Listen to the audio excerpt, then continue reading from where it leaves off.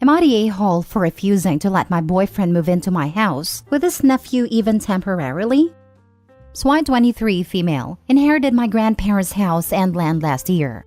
I'd rather have my grandparents back, but at least I'm set up with a good place to live out of college and don't have to worry about housing like a lot of my friends. I've been seeing my boyfriend Adam, 24 male, for a year and a half now, and we've been planning to move in together this summer. He would be moving to my place as right now he lives in an apartment with 3 roommates. Now, Adam has an older brother that is kind of a POS. He and his girlfriends are addicts and have been involved in shady stuff in the past, so Adam only talks to them on holidays usually. They have a son, 5 male, that Adam sends birthday cards and gifts to, but hasn't spent a whole lot of time around because of the family drama. Then, a couple of weeks ago, the worst happened, and a girlfriend died. And Adam's brother is going to be in jail probably for a very long time.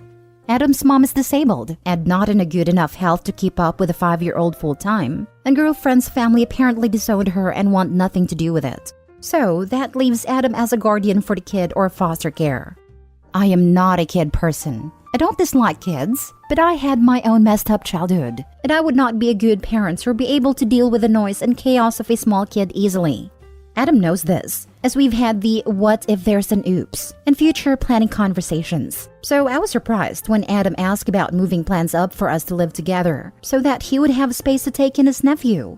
I said I wasn't okay with him bringing his nephew, and that since the situation had changed, the plan would have to be put off until something was figured out. He said there's no room for his nephew at his current place, and rent is sky high, so he wouldn't be able to afford a new place on his own. My place has plenty of room and would be perfect. And this is literally the difference between his nephew staying with family and going God knows where. We argued, and his mom has been calling me to beg me to let them stay with me for a while until they can make other arrangements. I have a feeling that a little while would turn into permanently once the kid got comfortable. Mutual friends have been telling me I'd be an a-hole for not helping Adam, at least temporarily because I'm lucky to have the space. But I really don't want my space invaded like that, and I have to deal with kicking them out eventually if nothing else comes up. Now for the top comments before reading the update. Doesn't CPS usually look to all the child's relatives? His mother's family may have disowned her, but there might be someone in her family that would take in a 5-year-old child. It already looks like Adam won't get custody of the boy, even if he had a suitable living arrangement, and he expects that to be you. Since that's a solid no, and it should be from your perspective, CPS needs to talk to the mother's family. It's admirable that Adam wants to step up, but as you say, he has no idea what that entails. And it will be worse for the boy to live with a 20-something who can't even afford a place to live by himself.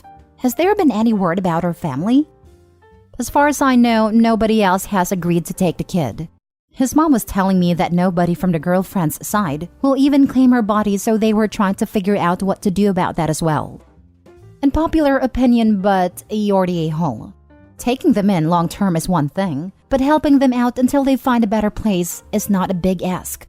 If you are worried, then write a lease. Talk to him and make sure he understands that this is just until they find a new place. I'm sure your boyfriend is having a hard time with this situation too. It's a lot bigger deal than that. Even with a lease, if Adam can't find somewhere and refuses to go, I would have to give them 30 days notice to move before starting eviction. And that would take at minimum like 30 days beyond that.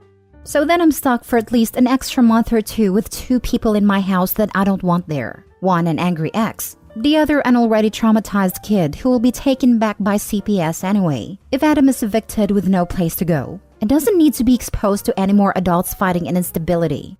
This is one reason why it's obvious to me that Adam isn't ready to parent this kid. He doesn't have a plan that doesn't involve other people doing most of it for him. It seems like your boyfriend is maybe going to have to decide whether he wants to take care of his nephew or be with you. I told my husband that I would be the parent to 4 kids if anything happened to my sister or brother-in-law when we first got together. I don't want kids and neither does he, but he married me knowing there was a chance we could end up guardians. At the end of the day, it's your life, your house, and your peace. You get to decide what you're comfortable with. No a-holes here. Also, squatters' rights are a pain in the butt.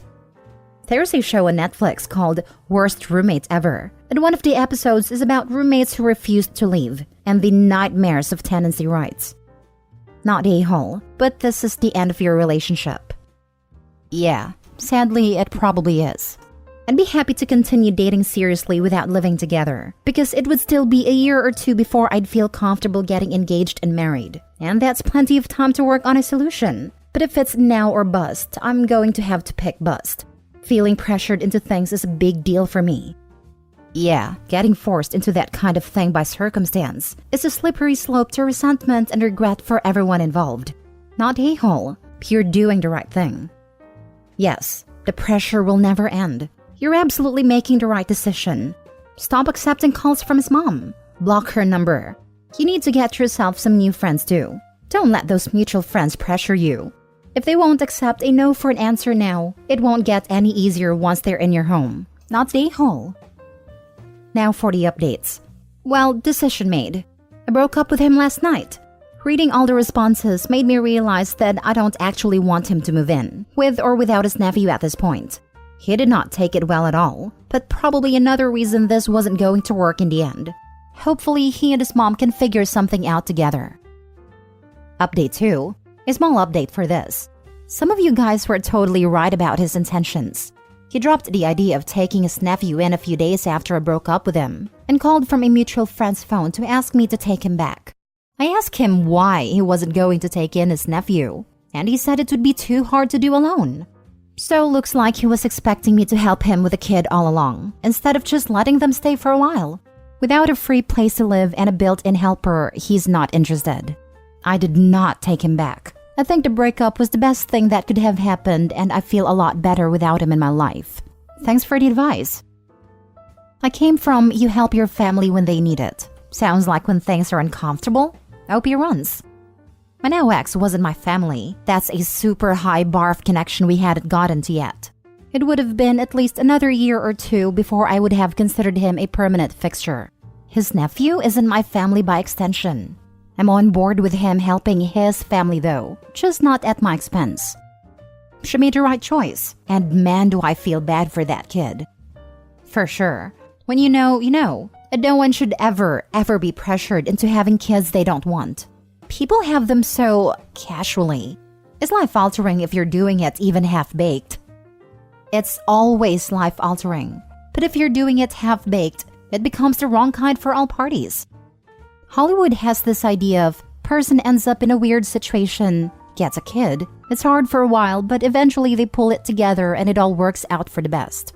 It's not realistic. Kids are hard work all day, every day. And if you don't actually like them that much, there will be times where they are having a tantrum, and all you want to do is scream at them. There is no getting better along the way. They will still be high maintenance. Always. Yeah. Young guy who drops the kid as soon as he doesn't have a helper? He was expecting her to do 90% of the work. Poor kid. I hope he called it in the analysis too. If she let him move in and then evicted him, she'd be stuck for 2 months with an angry ex and a traumatized kid. I think she knew how it would play out at that point. You know, I had a strong suspicion just from the first post that the reason he was pushing so hard to move in with OP is because he was expecting to just pawn the kid off on her.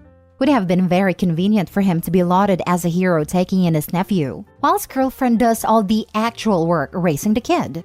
So glad that she saw this coming, before she got any further involved and noped out. Next story. Am I the a-hole for telling my dad it feels like my siblings and I are half-siblings because of choices he made? So my parents had 4 children together. Me 19 female, Jaden 17 male, Remy 10 female, and Jonah 6 male. 5 years ago, we lost our mom. Then a year later, Dad remarried. Jaden and I didn't mind, though we knew Dad's wife would never be our mom. Jonah was a baby and didn't remember mom, so he started to see Dad's wife as his only mom. Remy sees herself as having 2 moms. She's not as close to Dad's wife as Jonah is, but doesn't see her as a non-parent like Jaden and I. Dad asked me and my brother not to talk about mom around Jonah, in case it interfered in the relationship he built with Dad's wife. He said he would know about mom, but didn't need to hear all about her all the time. With Remy, he just said to let her ask, but try not to talk about mom around her if she didn't ask. We respected that, although we disagreed with his decision. He said we had years with mom. They were young enough that seeing his wife as mom would be healthier for them. He also said that his wife deserved a chance to be known as mom, since she'd be raising them for the rest of their childhood, and it would be over a decade for both of them. I love all my siblings, but I know Remy used to be frustrated with Jaden and me because we wouldn't celebrate Dad's wife for Mother's Day, or because we would go to Mom's grave without her, or we'd talk about Mom without her. But again, that was what Dad told us to do. Jaden even told Dad it annoyed her, and he told us to keep sticking to our word. When she did ask, we would include her. But we also didn't share the same love for Dad's wife. And with Jonah, he struggles to understand how Remy has two moms. Jaden and I are siblings, but we have a different mom. So about a year ago, he said we were his adopted siblings, and that's how we made it make sense. We started to correct him, but Dad cut us off. So we left it alone. It did mean that Jonah kind of put us in boxes away from him, as became clear when for a school project recently, he drew his family with just Dad and Dad's wife. Remy was to decide but away from the three, and Jaden and I were completely separate. He told his teacher that we were adopted siblings, but not really since we didn't have the same parents. Dad's real family was his mom and dad. This is when Dad commented to Jaden and me that it feels like we're half siblings, instead of just siblings, that our relationship is not what he thought it would be. I told him that that is because of his choices, that his desire to override Mom for Jonah, and for us to keep quiet around Remy unless she asks, means feelings and confusion have separated us. Dad told me it wasn't fair to blame him, and if Jaden and I had just been more open to his second mother, none of this would have happened. Am I the a-hole? Now for the top comments. Your dad literally told you not to explain that you weren't adopted siblings. What did he expect? He expected his explanation to make sense to a small child when Dad explained it in the most broken way possible that we were all related. He tried to say all related through him, but failed to see where confusion would come in when Jonah didn't understand different moms, multiple ones, and living together but claiming different moms.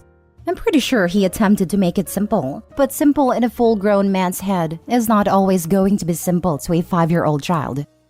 Not the a-hole. Your dad should seek out some family therapy for all of you ASAP. I don't see that happening, especially because he would have to face the reality that who Mom is to all of us is not only different, but has led to some very complicated feelings in 2 young kids, as well as a feeling of being left out.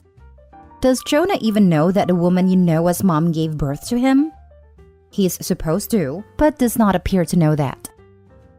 Last story. Am I the a-hole for showing favoritism for my daughter and financially hurting my son? My ex-wife, 36 female, and I, 36 male, have been divorced for 7 years now. We have twins, 17 male and female. My wife and I are the stereotype of high school sweethearts. I'm more of a geek, she was a cheerleader. My son takes after my wife and my daughter take after me. When they were younger, I gave them the option of allowance. They could either spend the money on what they wanted to, or I could walk them through investments and savings. My wife was all for this at a time. We explained that they each have a set amount of money that we have put away for future schooling as well as a car fund. At first, both of my kids decided to invest it, and I started to show them how to and the risk involved. My son put us into a very risky investment against my advice and ended up losing it and decided not to do it anymore within a few weeks. My daughter started off rough but quickly got the hang of it, playing with different investments and companies. She has been a deposit of most weeks. The issue is that, due to this, my daughter has saved up more money than her brother. She also likes to spend most of her time over at my house versus my son over at my ex-wife's house. My daughter's interests are more minimalistic when it comes to most things and does not spend a lot of money, though she will when she finds things she likes. She's not into fashion, rarely puts on makeup, and when she does, it is very light. Body used but nice car, etc. They just got their acceptance letters for college, and she will be able to pick any of her choices due to grades and her savings, plus our contributions. My son, on the other hand, spends most of his money when he gets it. Always has new clothes constantly, bunch of shoes, bought a new, very expensive car with payments, goes out all the time, and spends everything he gets. My son is upset because he can't go to the college he wants, because he would need to get a loan, and with that I make, he doesn't qualify for much. Now, my ex says I need to stop favoring my daughter and financially hurting my son and just paying for his college, among other things. Her and her side of the family are calling me an a-hole for not paying because you easily could. I told them that they had a choice when he was younger, and he didn't listen. I also pointed out the fact that if he had saved his money, he would have also been able to go where he wanted. He needed to get a job to cover costs if he wanted to go, and that life was about choices. Edited to Ed. I did keep asking him to try again through the years, but he didn't care. I gave up almost 2 years ago when he said he wanted to live almost full-time at his mom's house, and we had an argument that made me back off. I didn't just stop and drop it when he was really young. We did not give him his college fund. He has enough money in his college fund that he can attend a community college for 4 years, or a good college for 2. Nothing fancy or big. The money that was invested was allowance, or spare money. My daughter would use birthday money, Christmas money, allowance, or any extra chore money. I'm not bragging, but I could send them to the best colleges for as many years as they want, and fund their lives comfortably.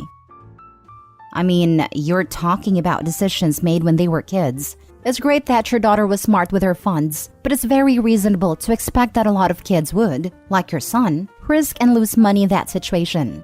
A decision he made at an even younger, dumber age than he is at now shouldn't affect his ability to go to college if it's within your means to help him.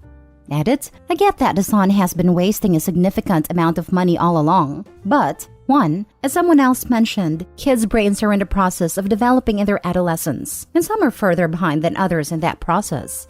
2. It's been obvious for a long time that in his youth, the son has not been capable of handling his money intelligently. Right now, he's 17 and still a dummy. As he becomes 18, 19, 20 and older, he's going to be maturing and quite possibly become a non-dummy adult. What happened to that adult's college funds? Well, his dad knowingly gave those funds to a complete dum-dum. That would be rewarding son for not saving. At most, let him live at home and go to community college. If you do not teach kids that actions have consequences, they will not learn. Otherwise, he is giving more to son than his daughter.